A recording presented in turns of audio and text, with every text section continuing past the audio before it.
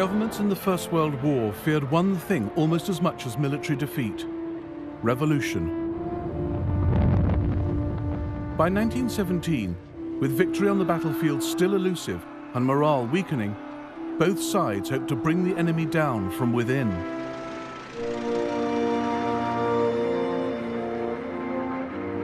Strikes and unrest were sparks to be fanned into revolution, transforming the war.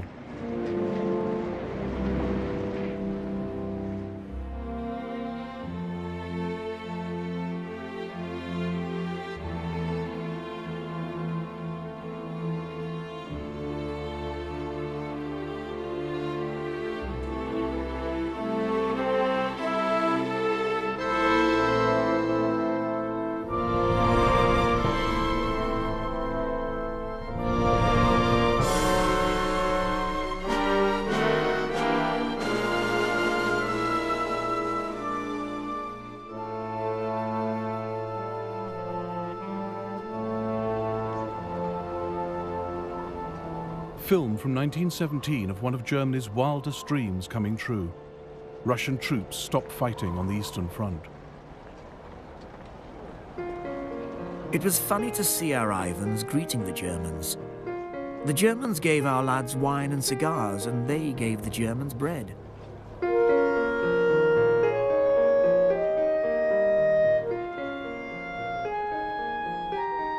It turned out that one of the Germans had a camera. He told us to stand in a line and took a picture.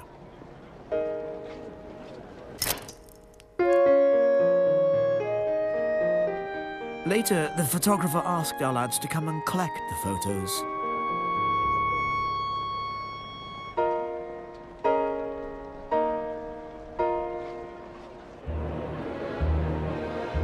Governments worried how to contain war weariness, prevent discontent growing mutinous, stop mutiny becoming revolution.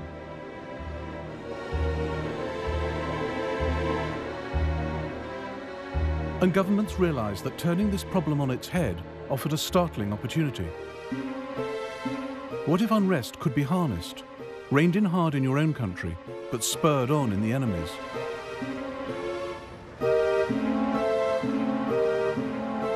In Cairo and Dublin, Petrograd and Zurich, the Allies and Germans set agents working to exploit unrest and foment revolution.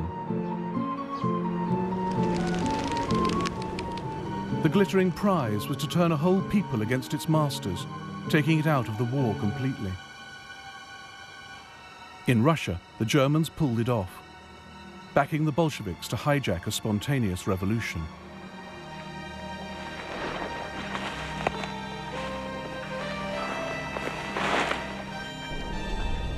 Russia in 1917 was war-weary. Huge losses, poor leadership and corruption, plus the nightmare logistics of a 900-mile front, left our army running on empty.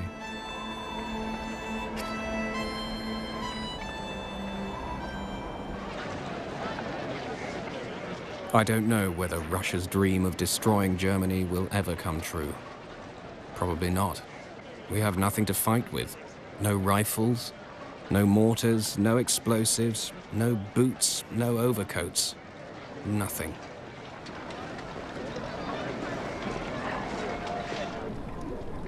But incredibly, Russia's army held the line. It was the home front that cracked first. Petrograd, now St. Petersburg, Russia's capital and industrial powerhouse, seethed with discontent. Its factories were swollen with workers, with little to eat and cramped housing.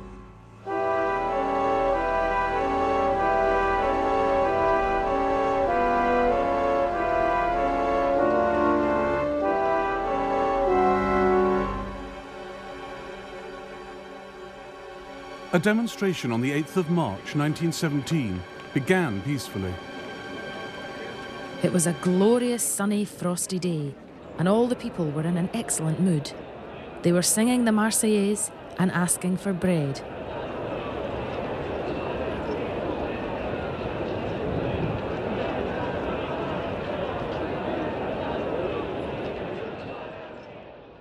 but the Tsar ordered the protests crushed. On Znamenskaya Square, in the heart of Petrograd, the killing began. Sergeant Sergei Kopichnikov was there. The ensign ordered the bugler to play 3 signals. Then he commanded, "Rifles, ready, aim, fire." Everybody scattered. One man was down. A woman fell.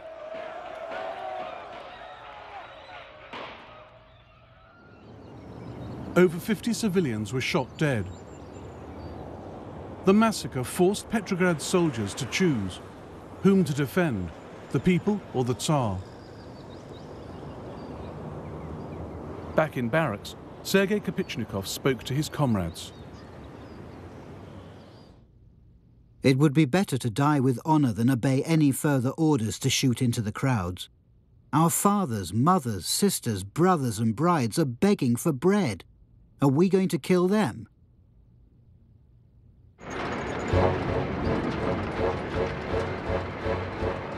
They shot their duty officer dead and poured onto the streets, joining other mutineers and workers.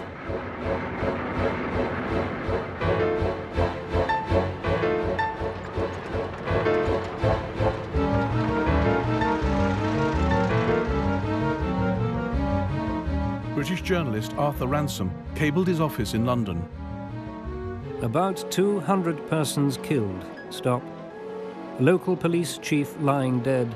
Stop. Revolution definitely begun. The troops gathered support at barracks and factories.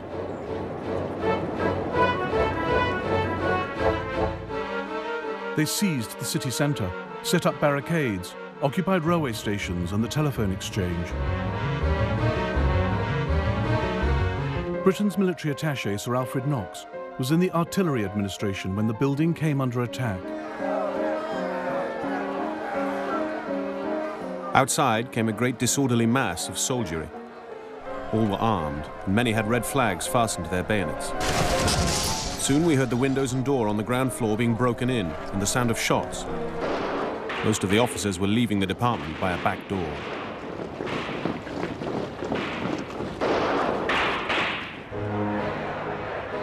In a matter of days, the Tsar's regime was spinning into freefall. The revolution has begun. What happiness! The cursed autocracy is finally destroyed. The soldiers have gone onto the streets. The officers are hiding. It's all so unexpected, and everything's going at a gallop. We've all gone mad with joy.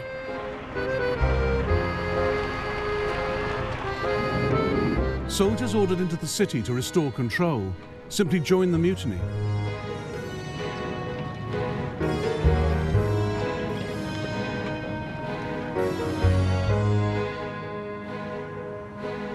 The Tsar was forced to abdicate, and a provisional government formed at the Taurida Palace.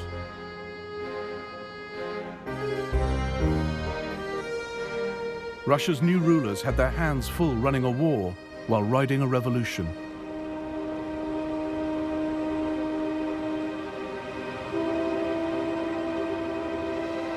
Germany looked to exploit the turmoil in Russia. And Russia's allies, Britain and France, crossed their fingers. They too had experienced worker discontent. March 1916. Londoners gather at Tower Hill to protest against conscription.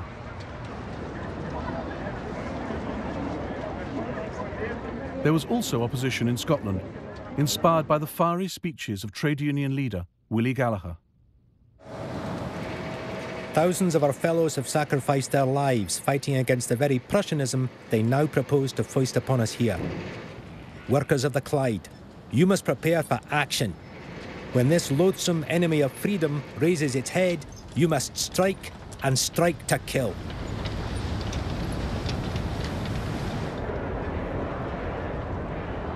Workers marched down Whitehall for better wages and lower prices. Around 17 million working days were lost to strikes in Britain between 1915 and 1918. There were strikes by miners in South Wales, engineers in Coventry, Sheffield and Manchester, and shipbuilders on Teesside, Tyneside and the Clyde. The army kept 200,000 troops in Britain to guard against invasion and civilian uprising.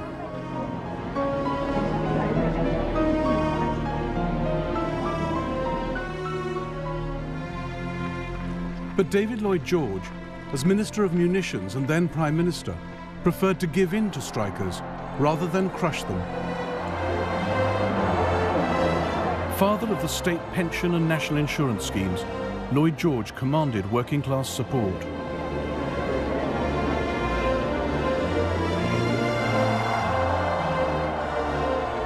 He used concession, not confrontation, to maintain industrial output.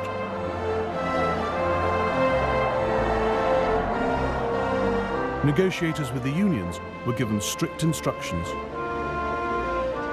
If a strike appears to be inevitable, all the concessions asked for should be granted.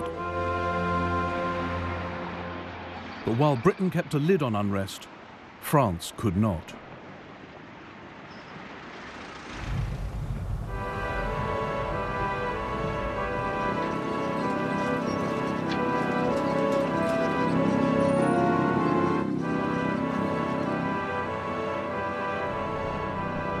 Throughout the First World War, Paris lived under the shadow of German invasion.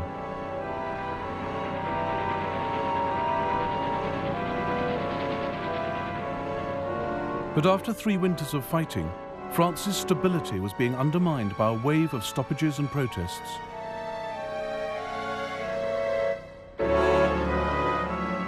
Many of the dissenters were women who couldn't be intimidated by the threat of military service.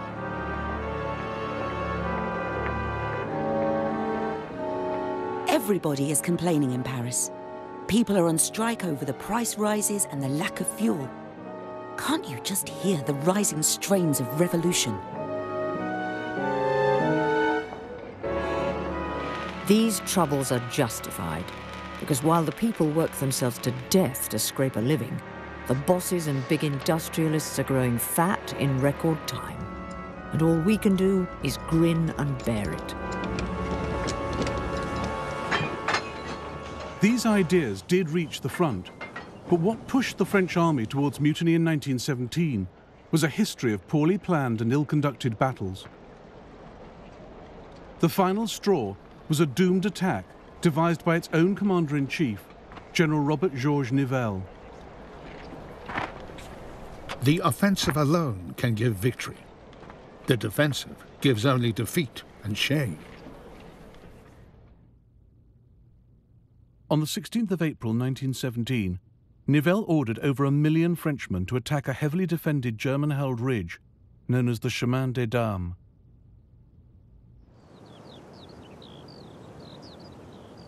After storming this ridge, Nivelle expected his armies to smash through 7 miles of German defences.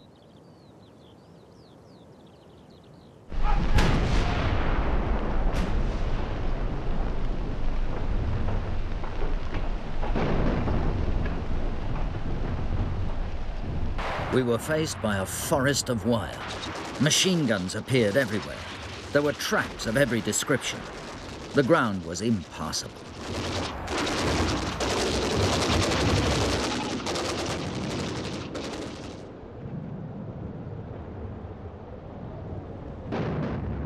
"40,000 Frenchmen were killed in the first days, but Nivelle ordered the assault to continue.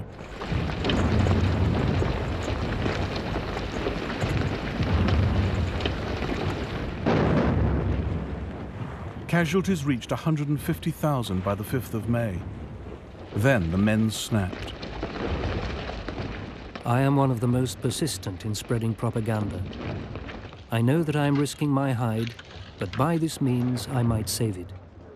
My darling, say with me, down with the war that separates us, and long live the revolution that in bringing peace will reunite us. I love you, and I don't want to die.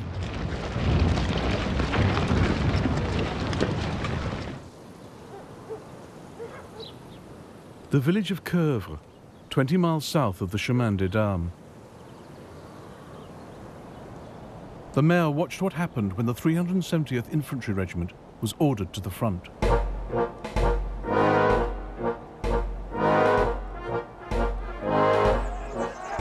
The soldiers spilled out into the whole village, screaming with rage, firing rifles and singing the Internationale.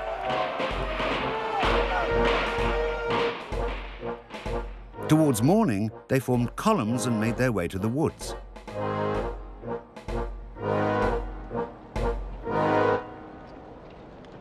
By June 1917, half the French army was affected. Men refused to return to the trenches. We seemed absolutely powerless. From every section of the front, news arrived of regiments refusing to man the trenches. The slightest German attack would have been enough to tumble down our house of cards and bring the enemy to Paris.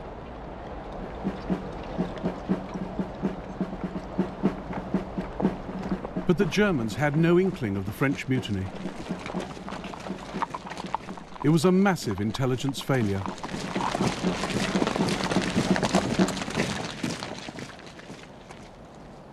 Four days after their mutiny, the troops from Coeuvres gave themselves up at a nearby village. They emerged from the wood in perfect order, in columns of 4, all flawlessly groomed and polished. The French soldiers' actions were more like a strike than a mutiny. They won important concessions, better leave arrangements, more rest, improved medical conditions.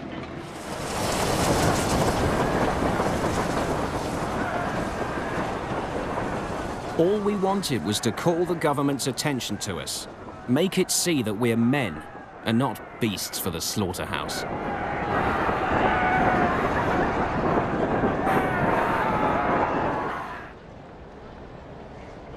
Nivelle was sacked. His replacement, General Philippe Pétain, reversed French strategy, making defense the order of the day. The men were given patriotic instruction and reminded why they were fighting. But Pétain also knew that discipline had to be restored. The tactic was to execute a few, but force thousands to watch.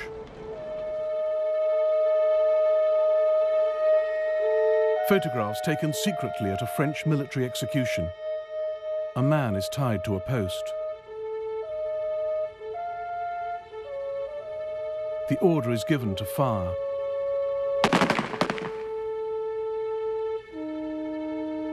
Soldiers are paraded past the body.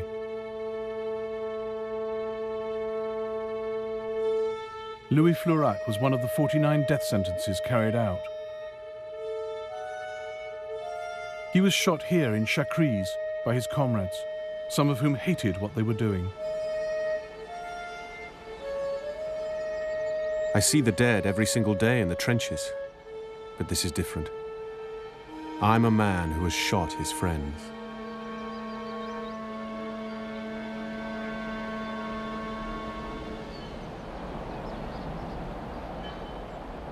Italy's soldiers were also growing war-weary. But unlike its French counterpart, the Italian High Command saw punishment as the only way to maintain morale. Chief of Staff General Cadorna was merciless. Every soldier must be convinced of the fact that his superior has the sacred duty to shoot all cowards and recalcitrants immediately.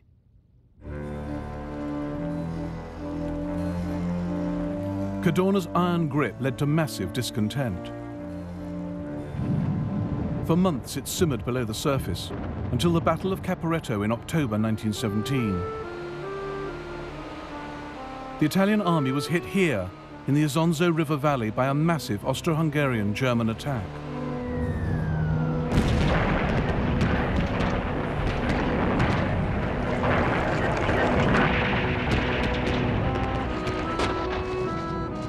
Resistance in armies took many forms.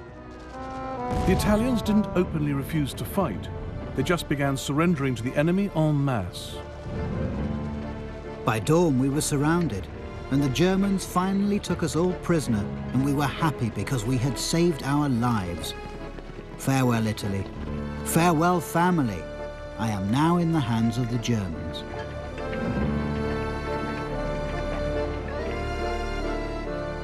A young lieutenant in the German Alpenkorps, Erwin Rommel, took over 1,000 Italians prisoner without firing a single shot.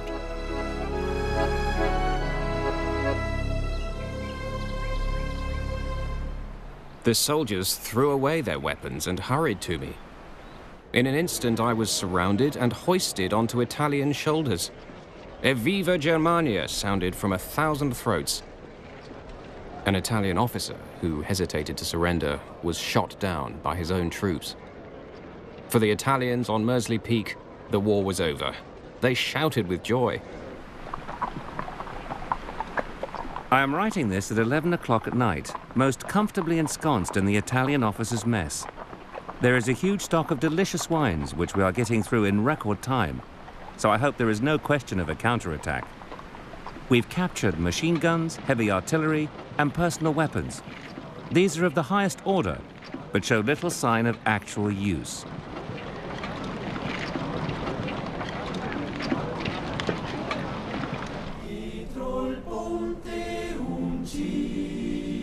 Some 300,000 Italian soldiers surrendered in the winter of 1917. As many again retreated down these mountain tracks with fleeing civilians. They stroll past with their hands in their pockets. When questioned, they all say that they've pulled out because they were told to. Who told them? No one knows. The next man along. Cimitero di noi soldati, forse un giorno ti vengo a trovare. What a terrible and heart-wrenching sight it was. The poor women with their little ones bundled up, walking towards Italy to save their lives.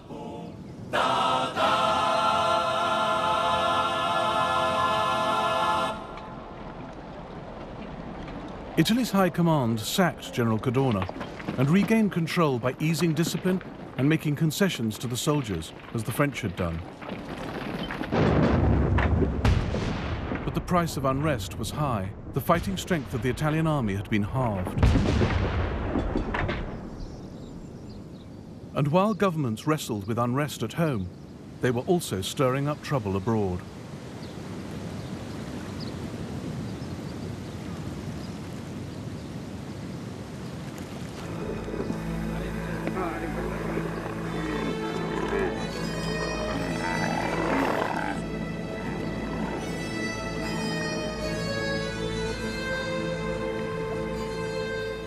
Britain had been plotting to destabilize the Ottoman Empire since the war began.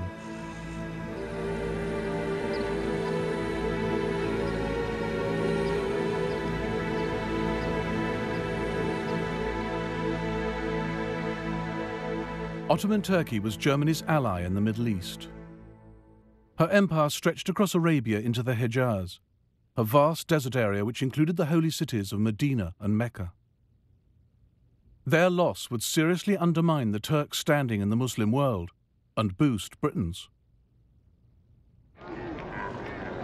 The British turned to the Arabs of the Hejaz, holding out the carrot of independence if they rose up against their Turkish masters. If the Arab nation assist England in this war that has been forced upon us by Turkey, England will guarantee that no internal intervention will take place in Arabia, and we will give Arabs every assistance against foreign aggression. The idea of Britain backing Arabian independence worried the India Office. A strong Arab state might be more dangerous to Christendom than a strong Ottoman state. And Lord Kitchener's policy of destroying one Islamic state merely for the purpose of creating another has always seemed to me disastrous. The India Office needn't have worried. Kitchener was playing a cynical game, never intending to hand real power to the Arabs of the Hejaz.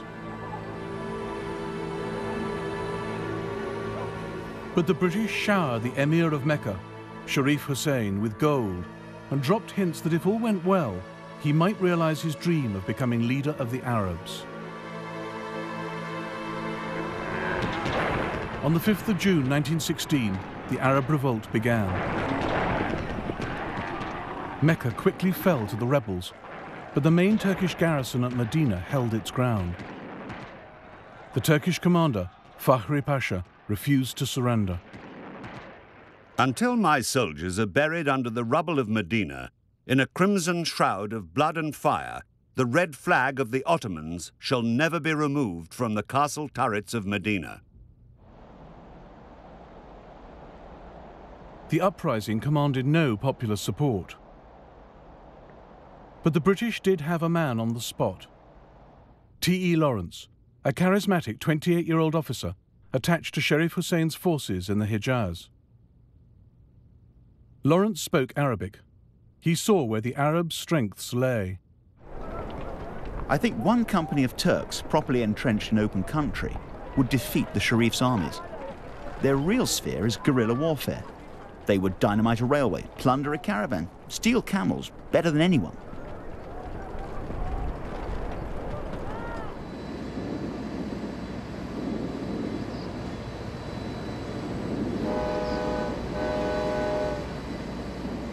The Turks were most vulnerable along their stretched lines of communication. Lawrence and the Arabs became experts in railway sabotage.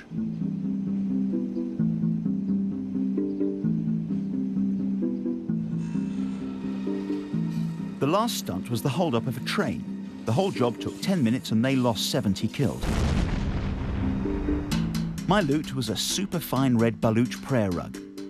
I hope this sounds the fun it is. It's the most amateurish Buffalo Billy sort of performance.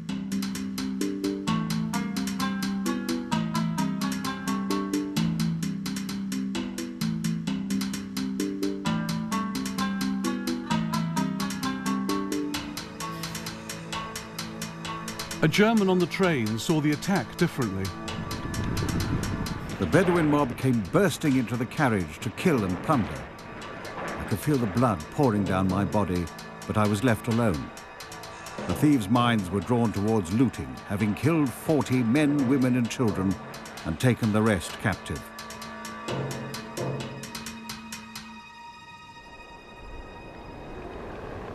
T.E. Lawrence adopted the cause of Arab nationalism.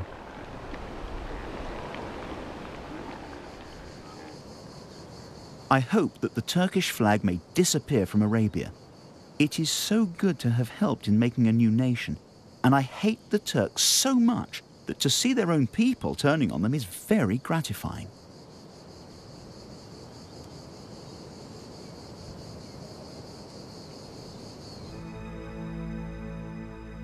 Lawrence now dressed as an Arab.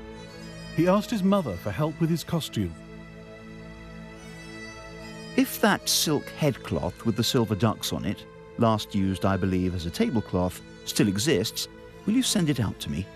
Such things are hard to get here now. Capturing Turkish-held Jerusalem was a key British objective in 1917. Seizing the port of Aqaba would strengthen the Arabs' case for a role in the campaign. Lawrence realized that all Aqaba's guns pointed out to sea. The town was defenseless from the rear. That meant a 600-mile ride across the Hijaz at the height of summer.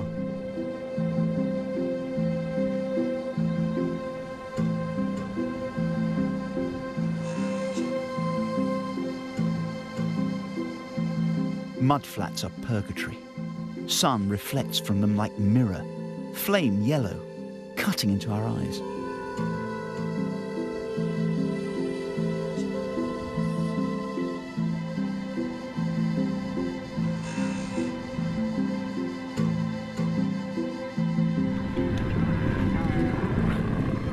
Seven weeks later, the Arab force reappeared outside Aqaba, catching the Turks totally off guard.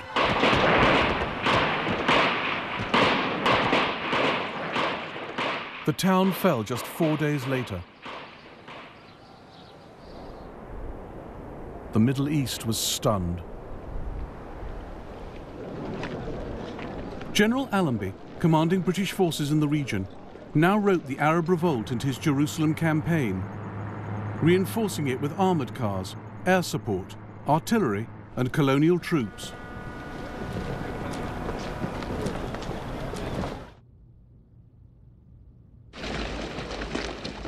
On the 11th of December 1917, Allenby entered Jerusalem on foot with his officers, including Lawrence. The Arabs would find they had won not self-rule, but new masters. Lawrence had known all along that the Arabs of the Hejaz were merely the tools of British subversion, as he admitted long after. The Arabs saw in me a free agent of the British government and demanded from me an endorsement of its written promises. So I had to join the conspiracy and assured the men of their reward. I was continually and bitterly ashamed. Had I been an honest advisor of the Arabs, I would have advised them to go home and not risk their lives fighting for such stuff.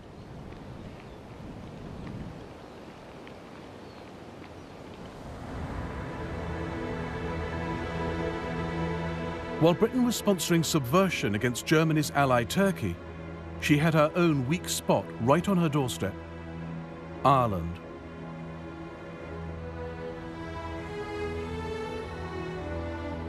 Britain had promised Ireland home rule, but the First World War shelved all that. 200,000 Irishmen, Catholics and Protestants, would fight for Britain.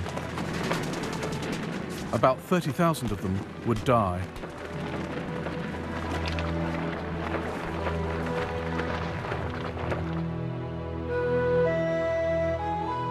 But the Irish Republican Brotherhood, forerunners of the IRA, believed England's difficulty was Ireland's opportunity.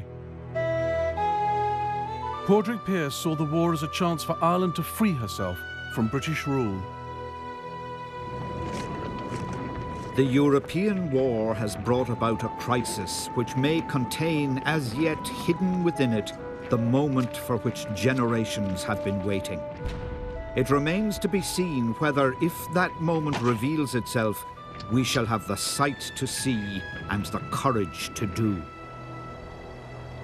Germany, for many Republicans, had always been a good place to plot revolution.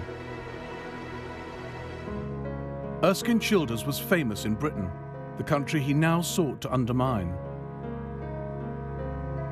His best-selling novel, The Riddle of the Sands, had warned Britain of the dangers she faced from the German Navy. By July 1914, his sympathies had switched.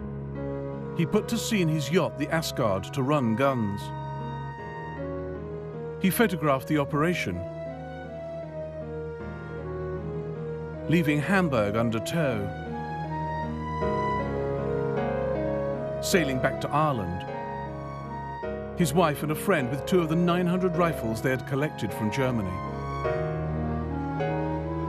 And the scene after Childers docked outside Dublin. Crowds cheer as the guns are driven away by car.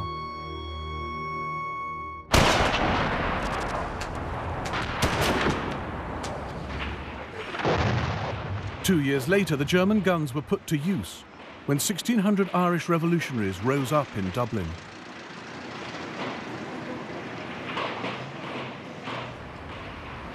Easter Monday, 1916. Sinn Féiners occupy railway stations, the GPO, and other places. They have blocked the streets nearing Stephen's Green and are shooting at anyone they see in khaki. We used to think we were clear of the war here in Ireland, but we've certainly got it close enough now.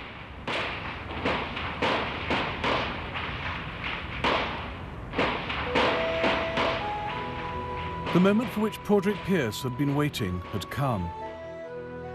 He read out the historic proclamation of the Irish Republic, a document which acknowledges the support of gallant allies in Europe. Who were these gallant allies, and what had they done?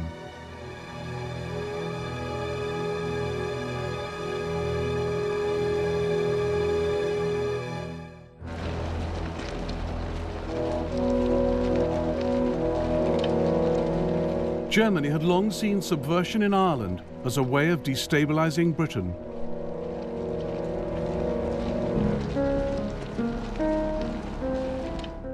In August 1914, Sir Roger Casement, an Irish Republican and one-time darling of the British establishment, gave the Germans the opportunity they were looking for. he wrote to the Kaiser with an offer. We draw your Majesty's attention to the part that Ireland necessarily, if not openly, must play in this conflict. Ireland must be freed from British control. Thousands of Irishmen are prepared to do their part to aid the German cause, for they recognize that it is their own. Casement sailed for Berlin in disguise, and in the winter of 1914, he met Arthur Zimmermann, a future foreign minister, and the man in charge of Germany's subversive operations. Zimmermann was impressed by Casement and began to wonder if a small German landing on Irish soil might cause the British massive problems. His diplomats in America raised funds from the Irish community in New York.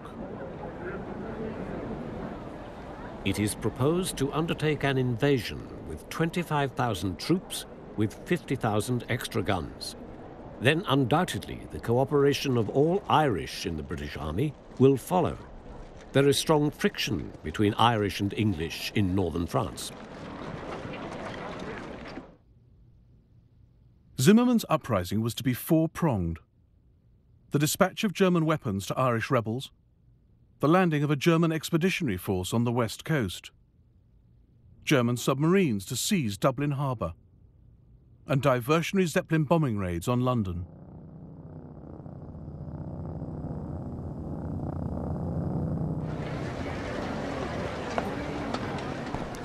Germany's high command got cold feet and refused to commit an invasion force. But in April 1916, the Zeppelin raids did take place. A submarine was sent to the west coast, and an arms boat carrying 20,000 rifles, 10 machine guns and 1 million rounds of ammunition was dispatched for Ireland under the command of Captain Carl Spindler. Gradually rising out of the water was Inishtushkat Island, our rendezvous. Within half an hour at the latest, the pilot boat must make her appearance.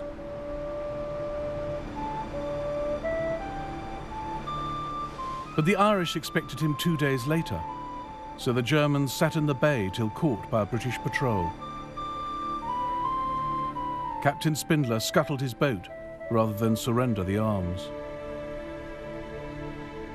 The German naval ensign was run up, bidding defiance to the British. Then there was a muffled explosion. Beams and splinters flew up in the air. The Oud sank with a loud hissing noise. The uprising's hope of success sank with the German arms. Many rebels now abandoned the project. But a hardcore minority, armed with the rifles Childers had brought in from Hamburg 2 years before, decided to make a symbolic gesture of defiance. On Easter Monday 1916, they seized key points in Dublin. The British responded with machine guns and artillery fire and shipped in 10,000 men from the mainland. Few Dubliners mourned the crushing of the rebellion. Guinness brewer Edward Phillips had his disused boilers converted into improvised armoured cars for the British. Rang up military and offered motor lorries, gladly accepted. Sent out for drivers who lived close, they all consented. Over 1,000 civilians were caught in the crossfire. And as the British took the rebels into custody, the people of Dublin pelted them with vegetables and emptied chamber pots over their heads. Many had sons and fathers fighting on the Western Front and were outraged by the uprising's German connections. But now the British made a terrible blunder, throwing away their moral authority and transforming the Easter Rising into the seminal event of Irish statehood.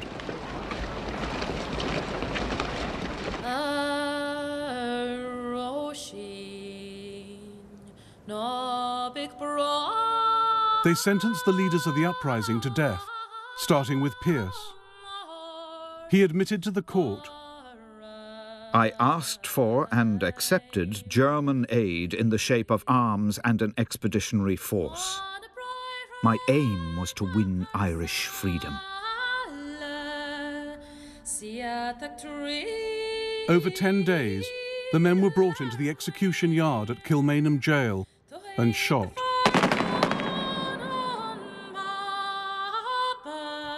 James Connolly was so wounded in the uprising that he had to be shot sitting down.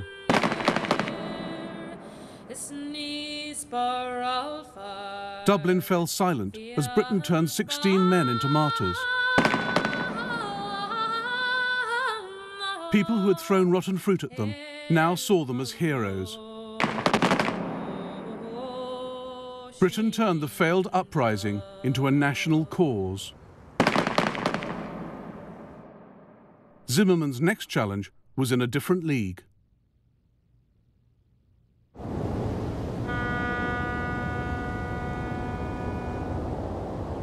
Could Germany exploit Russia's revolution of March 1917 to lever Russia out of the First World War?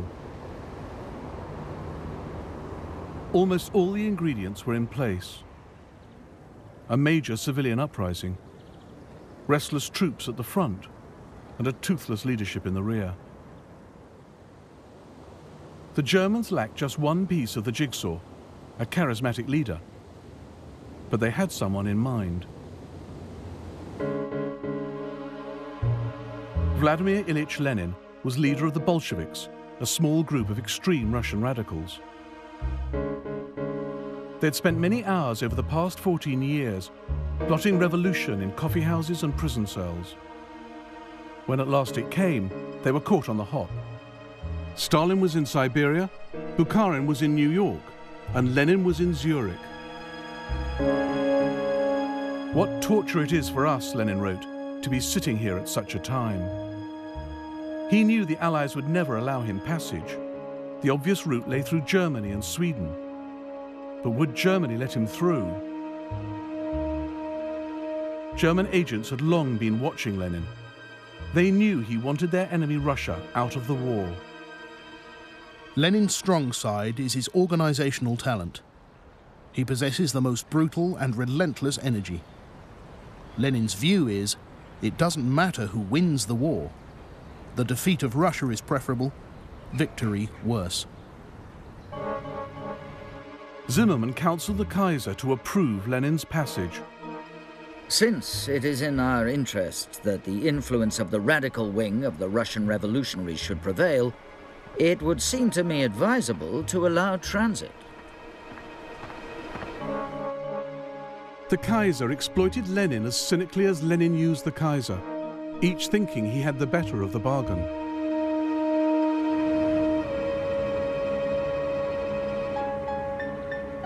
On the 10th of April 1917, Lenin, his wife Nadezhda Krupskaya, and his former mistress, Inessa Armand, boarded the train for Germany with other Bolsheviks. The Kaiser's paying for the journey, jeered rival Russian socialists. He'll be hanged as German spies. Lenin stood listening and smiled. "Hiss as much as you like," he said. "We Bolsheviks will shuffle your cards and spoil your game."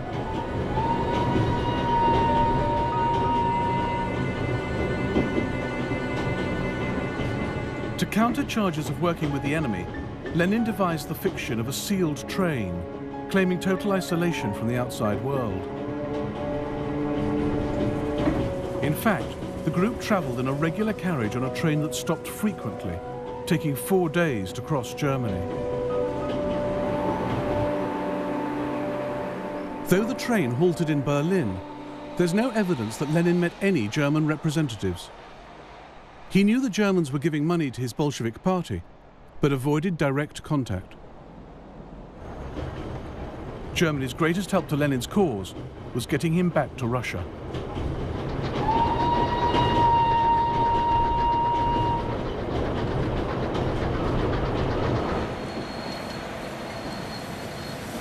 The night he arrived in Petrograd, Lenin addressed the crowd. Some were hostile. Ought to stick our bayonets into a fellow like that. Must be a German.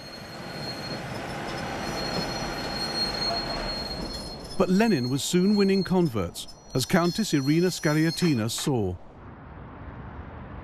Lenin is bald, terribly ugly, wears a crumpled old brown suit, speaks without any oratorical power, more like a college professor giving a lecture. Yet what he says drives the people crazy. And what he said was, end the war, and by doing so give the people what they want, and what the provisional government had failed to deliver: peace, land, and bread.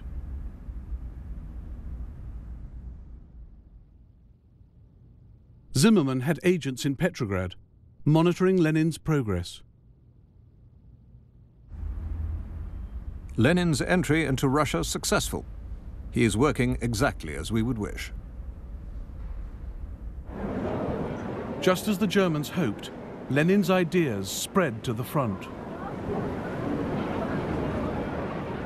The regiments have turned into hordes of bastards, holding meetings led by the Bolsheviks. Military life has come to a standstill. The soldiers want peace, no matter what the conditions are. They want to go home to work the land and enjoy the results of the revolution.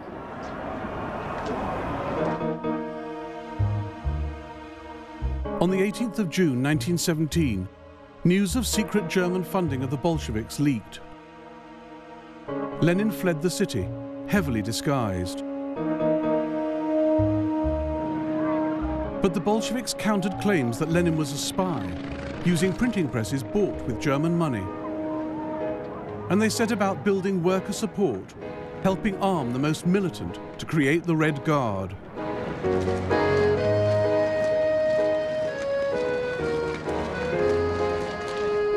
Lenin reappeared on the night of the 6th of November 1917, leaving this safe house for the Bolshevik HQ. He knew power had to be seized now. We must not wait. We may lose everything. The government is tottering. We must deal it the death blow. To delay action is the same as death. Journalist John Reed was at the HQ. In the hall, I ran into some of the Bolshevik leaders.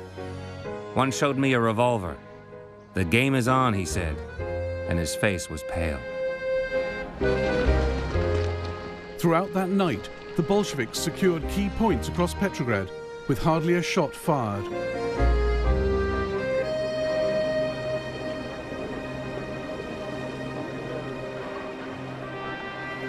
The city awoke to a new world order. I've just heard some stunning news. The provisional government has been overthrown. The telegraph wires are buzzing with decrees of the new Bolshevik government. All land is to be transferred to the people.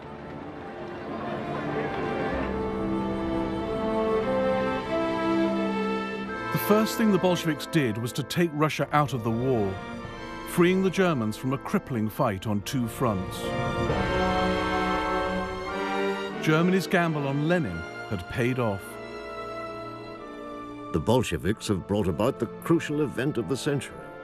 They've discharged millions of Russian soldiers and freed the Germans' hands. A hot steam bath awaits the Allies.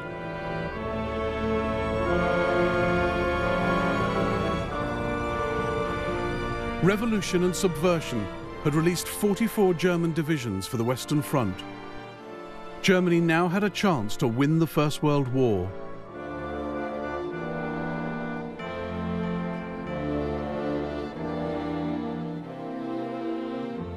In the next episode of the First World War, Germany launches a huge offensive on the Western Front, but her alliances start to crumble.